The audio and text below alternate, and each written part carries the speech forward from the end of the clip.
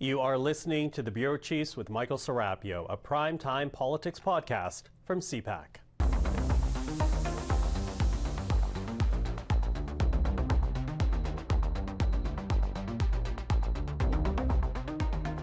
Hello, everyone. I'm Michael Serapio. Welcome to the podcast. Well, while the Prime Minister was away, the leader of the official opposition got to play last week. Pierre Poilievre using a break in the parliamentary calendar to head south and push the benefits of Canadian trade to an American audience.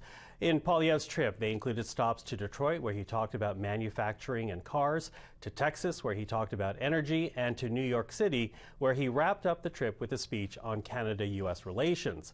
But it was that stop in Texas that received the most attention, in large part because that is where Mr. Poilievre also sat down with Joe Rogan, the host of the Joe Rogan Experience, a podcast that attracts millions of listeners with each episode. And with that, here is a taste of what was shared. And the tariffs aren't a good idea either. We should get the tariffs out because there's so much we could be doing together as neighbors and partners if we got rid of those tariffs. I think what are the biggest problems in America today? Affordability, security. And we can help with both. We knock the tariffs down.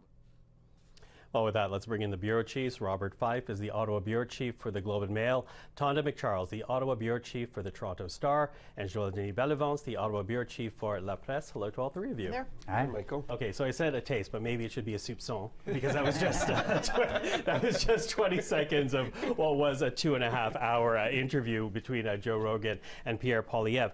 And, we should note the fact that Joe Rogan did invite Pierre Poilievre to be on the podcast during the course of the last campaign. But apparently, reportedly, the Conservatives said no because Joe Rogan can be a polarizing figure. So why now, Bob? Well, first of all, I think it made good sense that he did the American tour, and secondly, that he was on a show like Joe Rogan because he speaks to a lot of Americans who support President Donald Trump. A lot of them are Republicans, a lot of them are MAGA people. And he made the case, a cost of living case to Americans that tariffs are hurting you, not just hurting Canada. In fact, they're hurting Americans in the pocketbook. And I think it was pretty effective. He was also very careful in saying, when Rogan tried to get him to dump over the Prime Minister, he said, "No, I don't do this on foreign soil," which I think I applaud Mr. Poilievre for that. I think it was a really good message to a crowd that may not hear very often why tariffs are hurting them, even though they're probably seeing it when they go to the cash register, or when they gas up, or when they buy cars. We know all of this. In fact, he made such a really good point about aluminum that it's increasing. Americans can't produce enough aluminum, and that we provide a significant amount of aluminum, particularly the car industry. And 50% tariffs on aluminum it means that it's coming out of American pocketbooks. Mm-hmm. Well, what do you make of the timing, Tonda? Well, I think the timing is really interesting. I mean, it followed on the heels of his trips overseas to London and his speeches there to conservative audiences, London, and I believe he was also in Germany. But he, I think, is smart to not just go out and try and put his message in front of Americans. All of that is also putting it in front of Canadians, and is getting attention that he doesn't actually try to seek here. He doesn't do 2.5-hour interviews with anybody in Canada. He's done right-wing influencer interviews in Canada, but not mainstream media. And so I think it's an effective way for him to do that. But I also think, to Bob's point, it was also clever of the Conservatives to take the view that they're not going to oppose the government on foreign soil. Canadians want to hear that. And that he's putting forward any concrete and constructive proposals, agree or disagree with his idea of, the dispute with these states is a temporary one, and here's how we can get through it. I think that's positive. I think that's positive for his leadership, and it shows that the Conservatives are following up on his promise to both talk to more people and put forward solutions. So again, agree or disagree with the substance of what he's putting forward. I think there's a real differentiation there. While Carney's saying we're at a rupture with the U.S. and that relationship is over, Poilievre's saying, no, it's not. Actually, it's just a temporary thing.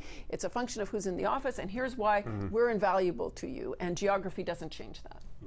Joël-Denis? A few things on that trip in the United States. I think it's interesting that he takes the time to go there to try to sell the Canadian message. It's mostly conservative elected leaders who've done that in Canada. We've seen Doug Ford often on CNN, Fox News, and other networks, so it's a conservative. We haven't seen much of Dominique LeBlanc, for example, the minister responsible for the economy and the United States-Canada relationship, on those same networks or participating in making speeches. So the Conservative taking that role, I would say, more and more prominently. And for Mr. Poilievre to go now, I think that it was also some revelation, very interesting, that he's changing text messages with the Prime Minister. He said that during the Joe Rogan interview. And so I'm wondering what Mr. Carney answered back to his comments on that trip, so that would be fascinating to note. LOL. I heard you. Kissy face.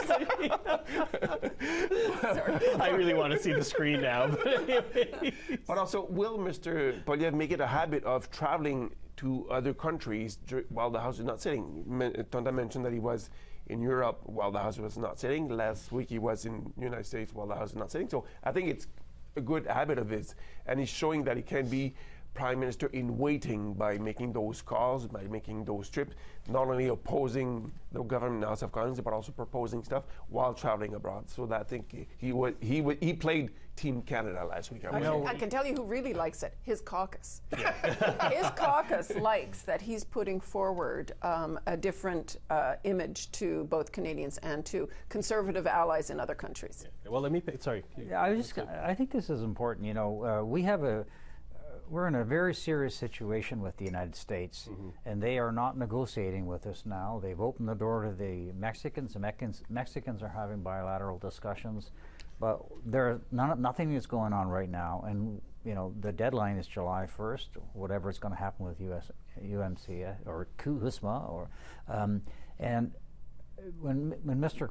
Poilievre came back, he gave what I would regard as a major speech in the House of Commons.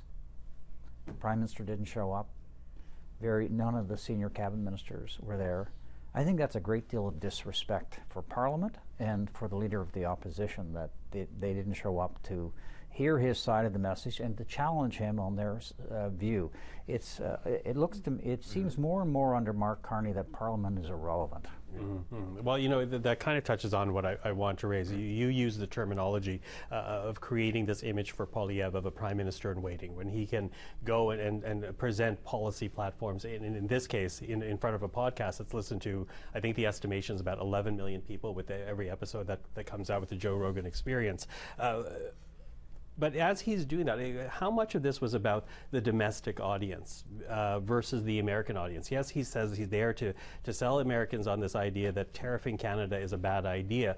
But at the end of the day, that's to an audience that is not in the White House. And the White House is a very different scenario. They have been very clear. Any country that wants to trade with the United States is going to face a tariff, Canada included. We've heard that from many different channels. So if that is the reality, how much of this was about reaching a Canadian audience more than just reaching an American audience? Well, look, it was all about reaching a Canadian audience. It was all about trying to tell Canadians that he's abandoned the Canada's broken, and that he's agreeing with the Prime Minister and the majority of Canadians that Donald Trump's tariff policy is bad news, and that it's hurting Americans as much as it's hurting Canadians. He's just got a different take on it, that the Americans, the Prime Minister is saying, well, we've got diversified trade away from the United States. The relationship is ruptured, and he's saying, no, look, it's not. I mean, we live right beside them. There'll be another president. We can't change geography. And I think that's a legitimately good message that he is trying to take to Canadians. The added benefit is that he was speaking to an American audience, and he's a conservative, and he's given a message that they probably don't hear that often. Yeah, I agree with all of that. And furthermore, I think, though, I don't think the Conservatives are under any illusion that many people have 2.5 hours to sit down and re-watch it. But it did generate tons of news coverage, mostly flattering for him, and social media clips, tons, and parodies already. So, I think that's all in their sort of, toolkit, right? They want to push forward messages not just on mainstream media, but where the people, the converted are, but also pushing out messages via social media. That's their game. That's their MO, and they like it. Joël-Denis? It will be interesting to see how receptive Canadians are to Mr. Poilievre's message that Canada will remain a close ally of the United States. We've seen a rise of anti-American sentiment in the polls, and Canadians are no longer traveling as much to the United States, for example. They're looking elsewhere, and it's going to take some time before the relationship is, fixed between the two countries. It's going to take maybe a few presidents. Canadians will probably demand some kind of apologies from the United States after what we've gone through and after what the ambassador to Canada, Mr. Peter, what's his last name again? Hoekstra, yeah. After he insulted Canadians so many times. I mean, he's the official voice of the White House, and we've seen that Canadians are getting more and more nationalists, I think. Canadians shouldn't hold their breath for apologies from Americans on any of that, and that's not, I don't see that happening. But I think that the notion that this is a relationship that will endure from the Conservatives is at odds with the government's message right now, and probably mostly Canadians as well. Probably mostly I would argue. Too. No, I think you're right on that. But again, they're not going anywhere, we're not going anywhere, right? 40 years from now, this looks different. Hopefully I'm here 40 years from now. You will be, but Bob and I will not. There are medical miracles every day. But listen, David Suzuki on, and he's 90. Exactly. Now, come on. David Suzuki was here. He was 90 years old, great talking, still sharp as a knife. But listen, I live in the riding that Pierre Poilievre used to represent. He was defeated in Carleton. And so I have many friends and neighbors who voted for the Conservative Party and Pierre Poilievre in the last election. And out of this podcast, essentially two reactions that I was noting. One was a big question of where was this Pierre Poilievre in the last election, because they think it could have swayed the result. The second was, which is the real Pierre Poilievre? The Poilievre that we got in the election versus the Poilievre that we got in the Joe Rogan experience. I don't know if you... Well, I could say, where was Pierre Poilievre a month ago? I mean, Pierre Poilievre has only begun to travel. And he went to the United States, he went to Great Britain and Europe after criticizing the Prime Minister for traveling where he's actually meeting world leaders and some of the world's most important investors. And he was criticizing as saying, he's doing these free holidays, and now he's finally beginning to travel. So there's a sign perhaps of maturity on the behalf of Mr. Poilievre. But I'm holding the jury's out on this guy, because the DNA on him is usually, partisan sniping, over the top. Is he going to learn his lesson from this? We'll see. I'm holding my breath on that, because there are so many times we've said, look, I think he's changing, he's maturing, he's going to be less of a partisan attack dog, and 2 weeks later, there he's back at it. So we'll see. Yeah, okay. Tonda? I don't have anything to add to that. I mean, I think that, yes, we'll see.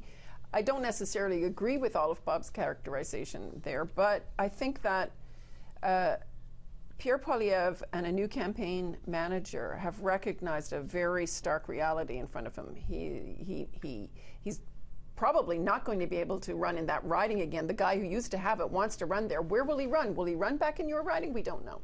And so he's got, I think, a lot of ground to make up. He faces potentially this spring Carney winning a majority via the by-elections and the one in Terrebonne in Quebec. So that will cast Pierre Poilievre's fate for the next 3 years very differently. If he's got a long slog ahead, does he pander to a base, or does he try to expand his base? I think he's very much a work in progress right now. I think he's had a lot of hard lessons over the last year, and we'll see.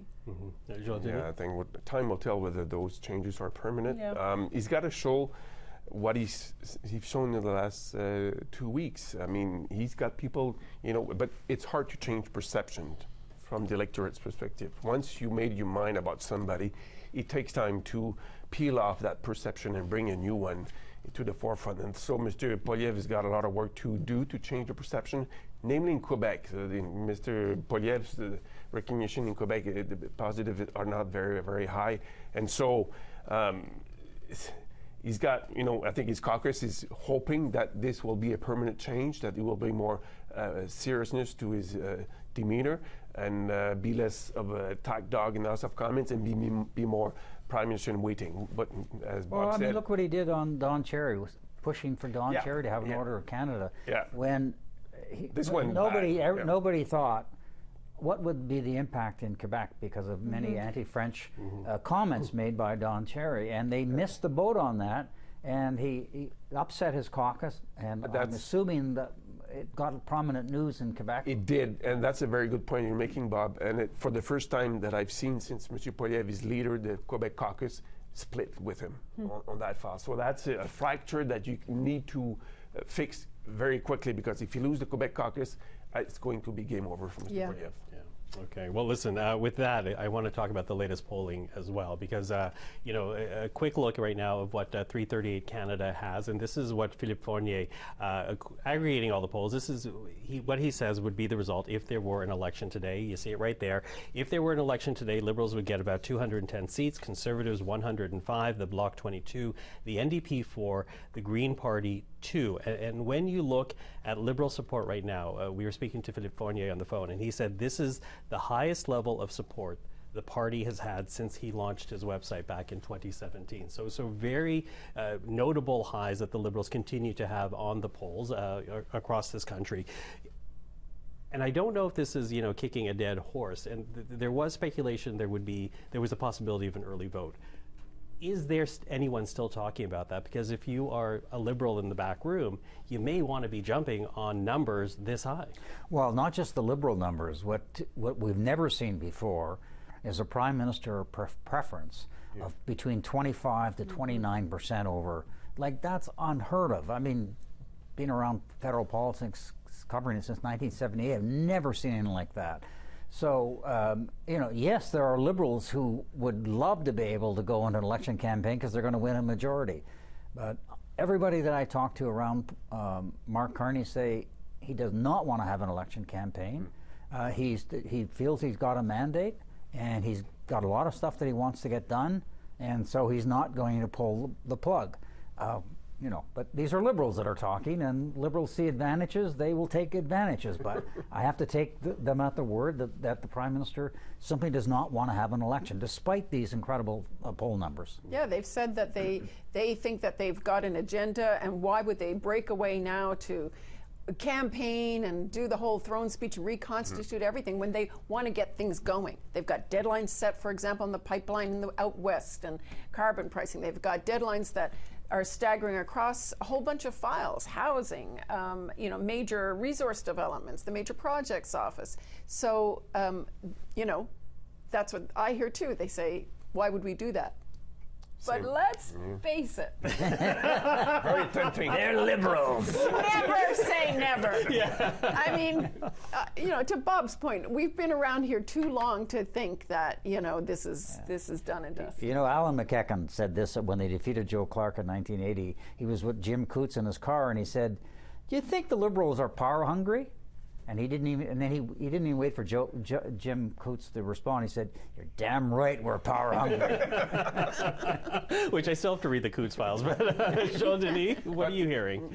The same thing. Like Mr. Carney does not want an election. Mr. Carney is not deep inside his soul, if I may say. He's not a real politician. He wants to run things. He wants to govern. And he knows that, I don't think it's, campaigning is his cup of tea. We've seen that. No, but deep inside his soul, he's a boss. He likes control and power. He likes to make decisions. Exactly. But if he were to get 210 seats, boy, could he make decisions. But if you call an election, you are not making decisions for 2 months. Yeah. You lose 2 months of governing. And he's a man in a hurry. He wants to implement his policies quickly so they get results. So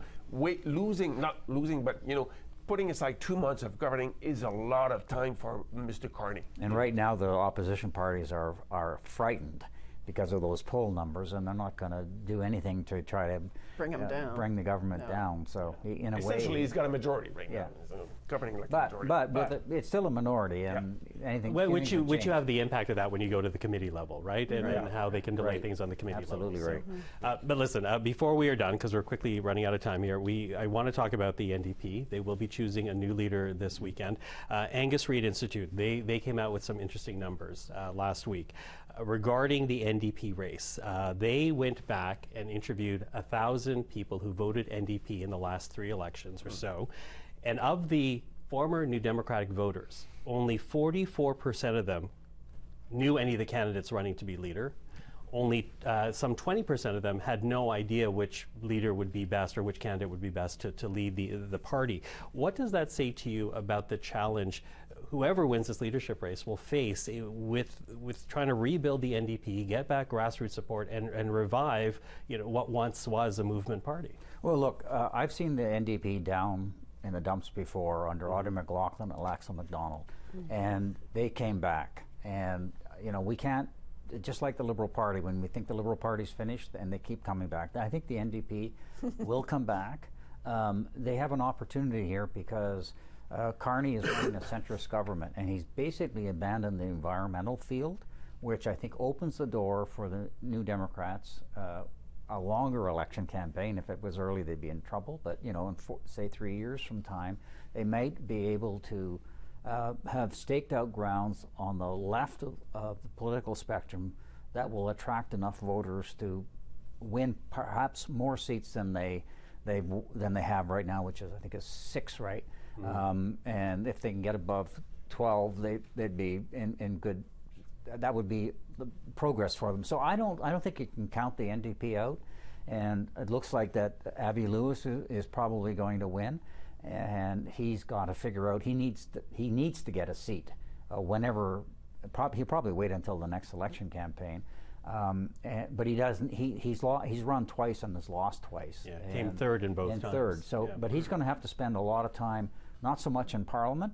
He's going to have to spend time in the country, to meet with young people, to bring grassroots people to try to bring the NDP party back. It's doable. Okay, Tonda? Yeah, I mean, I think that what those numbers show, and we have polling that we're rolling out over the next couple of days too, that show that it's a real struggle for relevance right now for the NDP, and the lack of a leader with a widespread public recognition, let alone among NDP supporters, is a big problem for them. But and it takes charisma to do that, and it takes a huge amount of energy to put yourself forward and carve out a political space right now in this environment. But like Bob, I don't think that you can. They're not the zombie party. They're not like rising from the dead or anything. But they've got there is a bit of support in pockets across the country, but it's not an efficient vote for them, and that's the big challenge. Fight for relevance, find the issues. Environment is one, affordability is another that they can grasp, and honestly, I think also some democratic accountability, to the point of, is Parliament relevant? I mean, parties have to speak up for that, and I think that's a banner the NDP carry too. For sure, the NDP will be in the wilderness for the foreseeable future. More bad news coming up. We expect Alexandre Boulris to leave the party, so that's going to be a big blow. He's going to leave to be a candidate provincially for Québec Solidaire, and this will be the last one from the orange wave in 2011. So they're going to turn a page on that one. But the key thing for Mr. Lewis, if he wins, or Heather McPherson, if she wins, it will be to rely on provincial NDPs to come back and not take any position that could put themselves offside with the Western NDP. And so they might be quickly on opposition ends, because Mr. Wabkino is pushing for development of natural resources. The NDP in Alberta is also supportive of natural resources development. So it's going to be a very tricky next few years for the NDP. But as my colleagues say, they're not going to be, we can't bury them. I buried once the Bloc Québécois. They're back in the House of Commons. So I'm not going to do that, make that mistakes again. Fair enough. Although, I'm going to just quickly add to that. When it comes to the Western provincial parties of the NDP, going into this convention, we know that Wab Kinew will address the convention, but Carla Beck of Saskatchewan will not be attending. Nahid Nenshi will not be attending. We don't think David Eby is attending. So there are fractures that need to be addressed in the party. So we will watch that all very closely. And before we are certainly done today, we are going to, let me hold your hand, Tonda, go to our yays and our nays. Look at me, but let me just call these up on my phone. Do some quick research. Bob is going first. Okay. My nay is to Prime Minister Mark Carney, who seems to be, shows a lack of interest in human rights. And he's focused on trade and economics, which is understandable, but it's been 10 months since the government has not filled a very important position as the Ombudsman for Responsible Enterprise, which was to keep a track on Canadian mining and other resource companies overseas to make sure that they're not abusing people. It was brought in 2019, the Ombudsman, and the job is not being filled for 10 months, and I think it's, and we're also hearing, by the way, that they've been laying off or transferring people in GAC and the Economic Development, Economic Social Development Department from forced labor compliance to other jobs. So this is all a sign that this government is, as laudatory as it is about trade, we should be also speaking up on issues of human rights. Okay, so that's your nay. Any yays? My yay is only 15 MPs this year, according to the list came out, have been accepted free junkets, which is only like amounting about $78,000, which is significantly less than it has been in the past. So I think these junkets are wrong. If members of Parliament want to go, they should go on official House of Commons paid trips. And the fact that there are only 15 that did it this time around is a sign, a good sign. I hope next year it'll be down to 5. Hey, Tonda. Notice the realism of not going to 0, but anyway. Well, my yay is to Poilievre taking the tack he did down the States of trying to speak with one voice for Canada. I applaud that. My nay is to what I think is a bit of a cowardly silence on the part of the Carney Liberal government in pronouncing whether or not they believe Quebec's Bill 21 violates charter rights. They've chosen not to take a stand, a courageous, ambiguous stand, not to take a stand, and yet they want the court to. They want the court to weigh in. They want the Supreme Court to pronounce on whether there are rights violations and say, you guys have, you deal with that. You deal with that thorny question. Mr. Carney, during the election debates last year, said that he doesn't like the preemptive use of the constitutional override clause. But in the same breath, he said in French he believes in state neutrality. Well, what does that mean? And does that mean Mounties shouldn't wear turbans? What does it actually mean? Does he believe that that law goes too far or far enough or strikes a good balance? I'd really like to know. Nay. Okay, Joël-Denis. My A goes to the Auditor General, Karen Hogan. Once again, her office is super important for Canadians because she flags, misgivings or problems in the administration of programs, and I think it's a key functions of government so that the government is accountable. So my A goes to Madame Karen Hogan and her office and employees. My A goes to Michael Rousseau. Oh, yes. Canada president. That's an excellent one. Failing to be à la hauteur des événements, if I may say in French, if you understand that. So for not speaking in both languages. After 5 years, after promises 5 years ago that he would learn French, because Air Canada is based in Montreal, it's also subjected to the official language Act, and so Mr. Rousseau. And one of the pilots was Francophone. Exactly. From Coteau-des-Lacs in Quebec, and there were francophone passengers, and Air Canada is a Société d'État, so it's important you preach by example, and Mr. Rousseau failed totally miserably. waiting on that one. Yeah, well, they are calling him to Parliament, so we'll see. Yeah. So we'll see what comes out of that. Okay, those are the yeas and the nays, and the next one is a bit strange because we're going to enter a 2-week break period. But let's talk about a look ahead and what you're keeping an eye on. Well, as far as we know, the Prime Minister is not traveling anywhere next week, and the House is not sitting. Pierre Poilievre is not traveling anywhere. I was trying to think of what's going to happen next week, and I was on the elevator with Tonda, and I'm going to steal her idea. Damn you! Oh my God! It's not our fault. It's a 2-week leadership. Classic Globe and Mail. Hey, I'm on TV. I'm always borrowing from you guys. So, Tonda. Well, following up on Bob's excellent point from the elevator, I think that what I'm watching for is whatever leader emerges from the NDP convention, how they immediately move to both heal divisions within the movement and what face they present to Canadians, and how quickly that person presents that vision in practice. If it's about environmentalism or if it's about affordability, are they, will Avi Lewis follow through on calling for nationalized grocery stores? I think those are big tensions in our country right now, and I'd like to see where they position. That's what I'm looking ahead to. Joël-Denis. I'll be watching the Iran war and Donald Trump's peace plan and how it can affect Canada's participation in trying to implement it if that plan is real. So, because Canada raised the possibility of, doing something lately. If there is a ceasefire or a peace plan. So I'll be watching whether Canada will raise its hand. We don't have much equipment to contribute, but we may be trying to help to, lower tensions in that region. Yeah, okay. So don't hold your breath for Anita and Nan to bring any clarity to it, though. No comment. But okay. Another nay. Another nay. Bob, would you like to write it down for next week?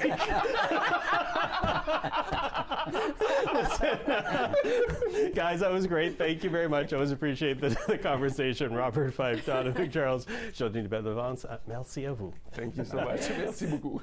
And that is our episode for this week. I'm Michael Serapio. For everyone here at CPAC, my glasses are slipping. For everyone here at CPAC, thank you for watching. You've been listening to The Bureau Chief's Michael Serapio, a primetime politics podcast from CPAC.